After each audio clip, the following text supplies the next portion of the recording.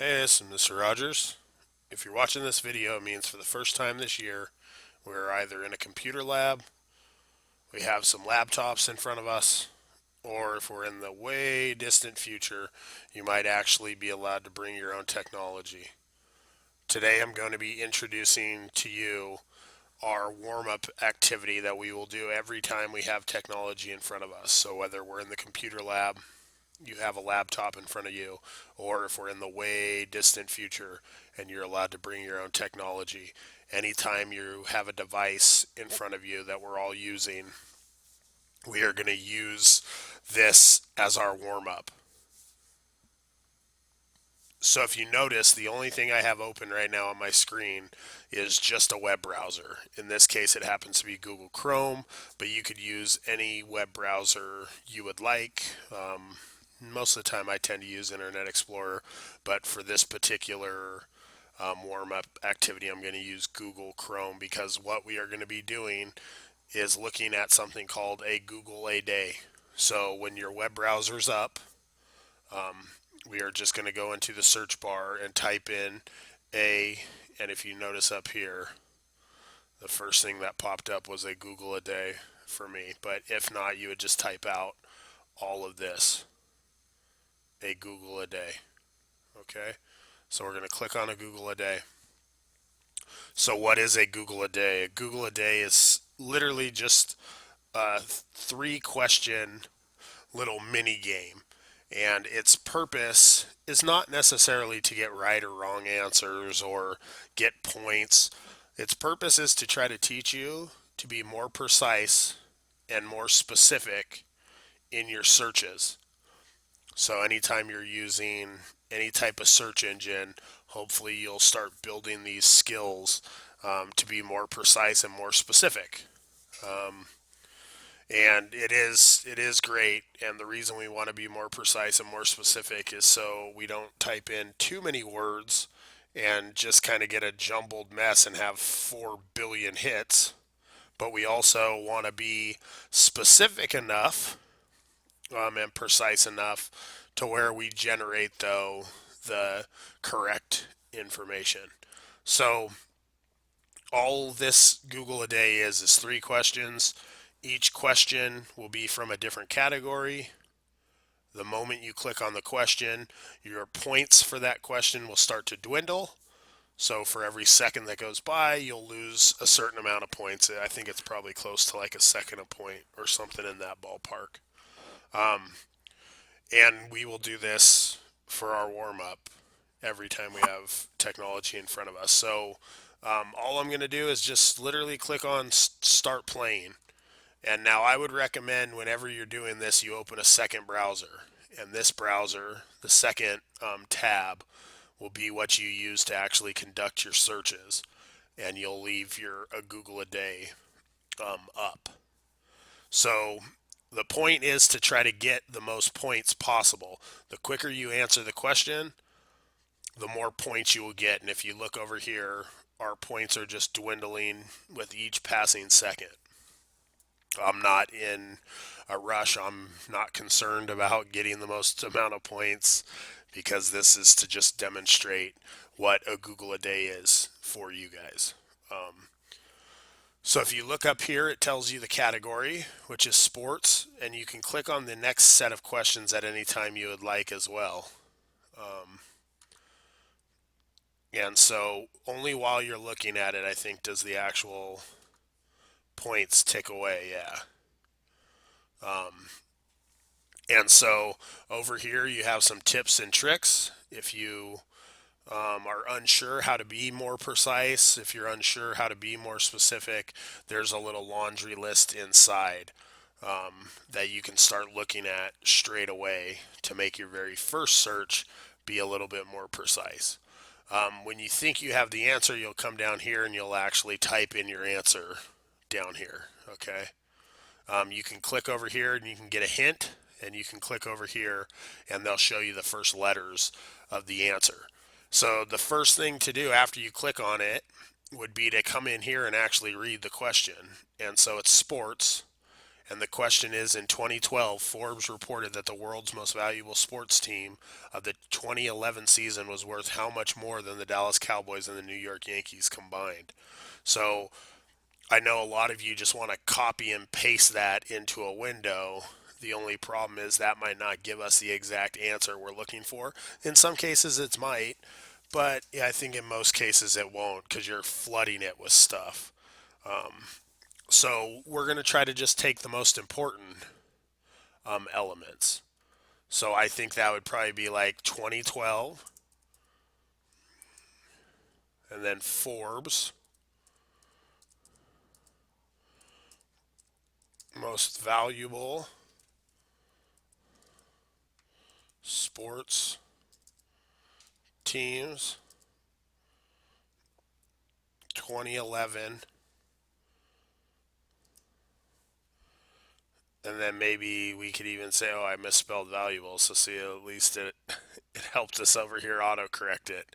Now I'm looking, and I'm just going to look right here to see real quickly what information I can glean. I assumed it was Manchester United, which clearly it is. I don't know the dollar amount off the top of my head though. And so I'm just scrolling to kind of see which ones look the best to me. And I don't quite see like July, I don't know, because this says 2012. We're looking for 2011 that was written in 2012.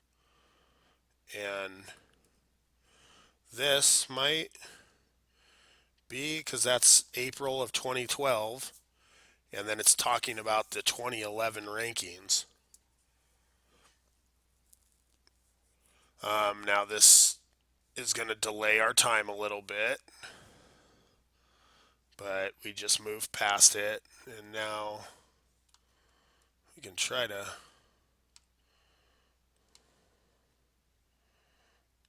scroll down and see what it says.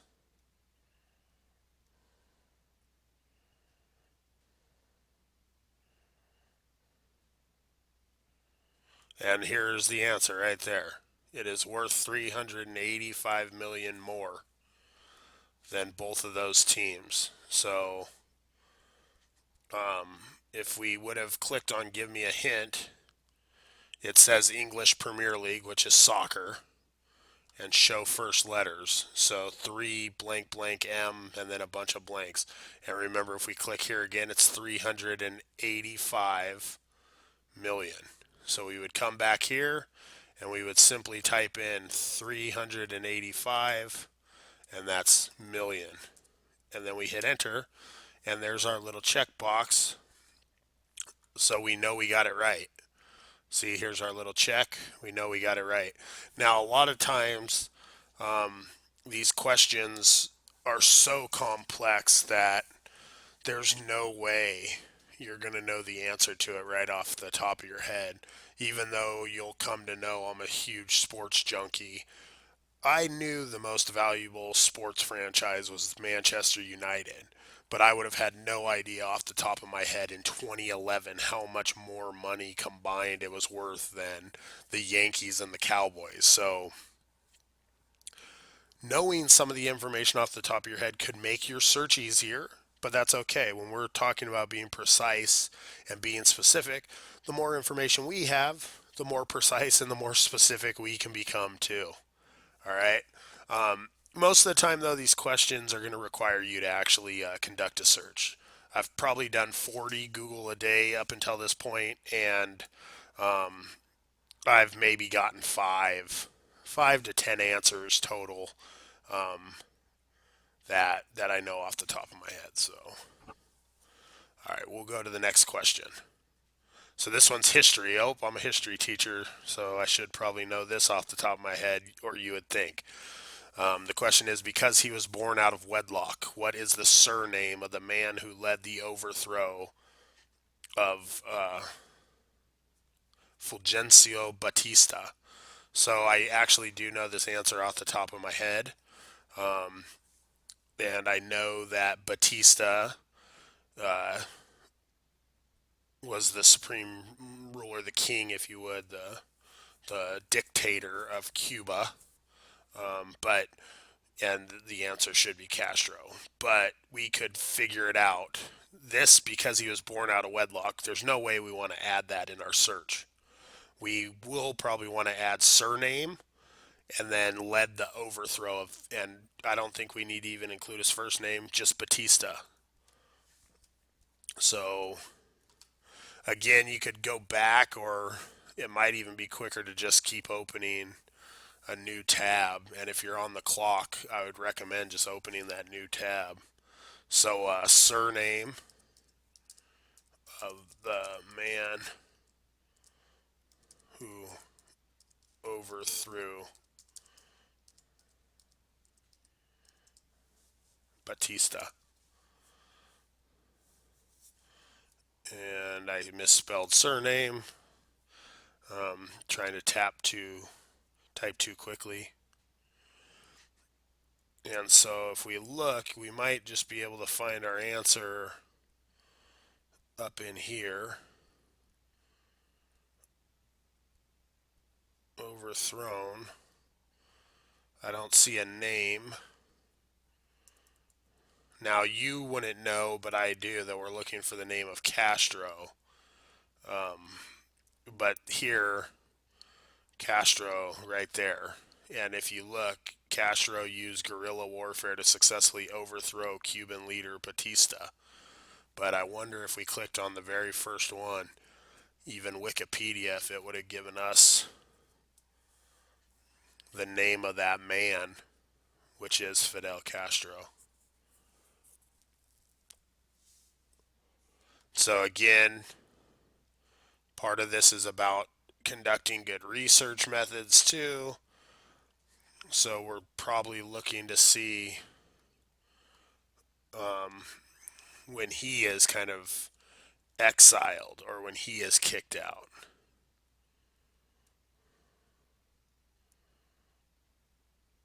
And up here you see Batista, Castro, and the Cuban Revolution. And so there it is right there again. So we would in here give a hint. Lung region. I do not know what that is.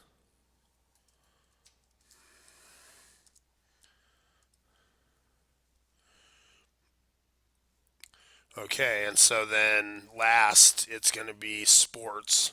And wouldn't you know, I know this answer too off the top of my head. So, um, but again, it's not very common. This is quite bizarre that I would actually be recording this on a day in which I know two of the answers off the top of my head. The Icon body slam the eighth wonder of the world at what sporting event in front of close to 100,000 people? So the Icon would be Hulk Hogan, and he body slammed Andre the Giant, and the sporting event would have been WrestleMania 3. But because we don't know that, I don't think we care about who the Icon is. All we care about is body slam and eighth wonder of the world at what sporting event. So again, I would just open a new tab. Don't worry about trying to go backwards. So body slammed eighth.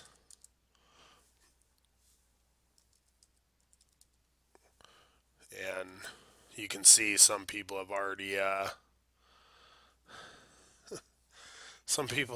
been searching the answer of this Google a day. So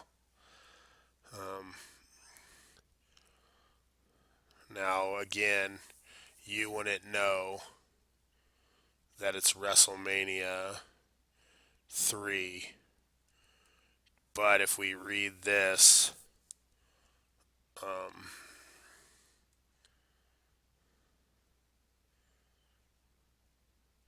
so here it says Hogan and Andre the Giant.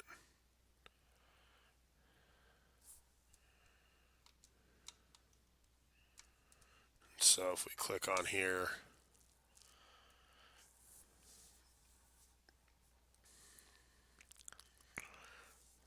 then we come down, and if we just look,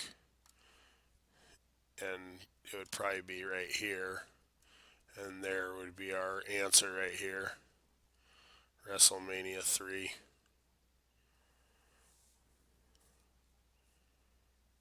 And yeah, so we'll type in our answer. We can give a hint again. Remember, oh, Hulk Hogan, show first letters. And yep, that looks like WrestleMania. And then there's our correct answer. And then it'll give us a total score. We got 1,848 points, total points. And if you look here for our tips and tricks, you can see where it'll tell us that we can go to specified sites. We can look for specific files and whatnot.